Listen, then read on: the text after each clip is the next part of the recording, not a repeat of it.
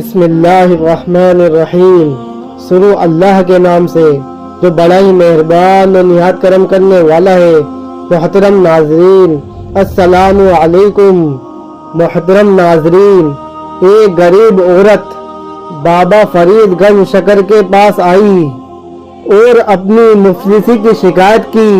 اس کی بیٹیاں شادی کی عمر تک پہنچ گئی تھی، لیکن اس کے پاس کوئی مال و اسباب نہیں تھا۔ حضرت بابا فرید گنج شکر رحمت اللہ علیہ نے اس کی بات سنی اور اس کے لیے دعا فرمائی، لیکن وہ عورت بابا جی سے کچھ لینے کے لیے اپنی ضد پر قائم رہی۔ بابا فرید گنج رحمت اللہ علیہ نے فرمایا، بیوی یہ سب خزانہ صرف اللہ تعالیٰ کا ہے، تم اللہ پاک سے مانگو، میں تو خود ادنا سا غلام ہوں۔ تو وہ عورت کہنے لگی کہ آپ اللہ کے نیک بندے ہیں، میں آپ کے گھر سے خالی ہاتھ نہیں جاؤں گی۔ آخر کار اس عورت کا اصرار حد سے زیادہ بڑھ گیا تو حضرت بابا فرید الدین گنج رحمت اللہ علیہ نے فرمایا، اچھا جاؤ مٹی کا ڈھیلا تلاش کر کے لے کر آؤ۔ اور وہ عورت مٹی کا ڈھیلا تلاش کر کے لے کر آئی۔ حضرت بابا فرید الدین رحمت اللہ علیہ نے 3 بار سورہ اخلاص پڑھ کر اس مٹی پر دم کیا اور اللہ کی قدرت سے مٹی سونا بن گئی۔ آپ رحمت اللہ علیہ نے وہ سونا اس عورت کے حوالے کرتے ہوئے یہ فرمایا، لو بیوی، اس سے اپنے بچوں کی شادی کا بندوبست کر لو۔ وہ عورت شکریہ ادا کرتے ہوئے چلی گئی، لیکن سونا بنانے کا نسخہ اس کے دماغ میں بیٹھ گیا۔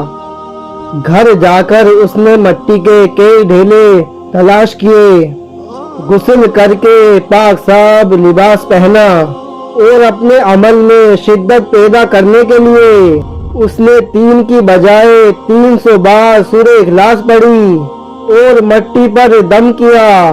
اس عورت کا خیال تھا کہ میرے دم کرنے سے مٹی سونا بن جائے گی، لیکن ایسا کچھ بھی نہیں ہوا۔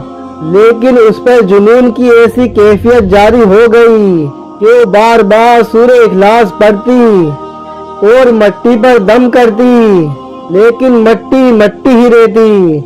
وہ 3 دن تک سورہ اخلاص پڑھتی رہی مگر ناکام رہی۔ آخر کار وہ عورت مٹی اٹھا کر بابا فرید گنج رحمت اللہ علیہ کے دربار میں پہنچی اور شکوہ کرنے کے انداز میں بولی، آپ نے نہ وضو کیا، نہ غسل کیا، نہ ہی خوشبو کا اہتمام کیا، بس 3 بار سورہ اخلاص پڑھی اور مٹی سونا بن گئی۔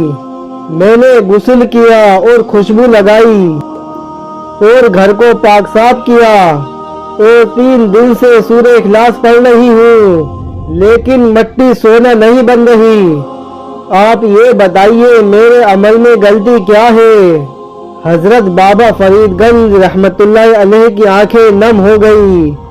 آپ رحمت اللہ علیہ نے سر جھکا لیا اور بھیگے ہوئے لہجے میں فرمایا، تیرے عمل میں کوئی کمی نہیں تھی، بس تیرے منہ میں فرید کی زبان نہیں تھی۔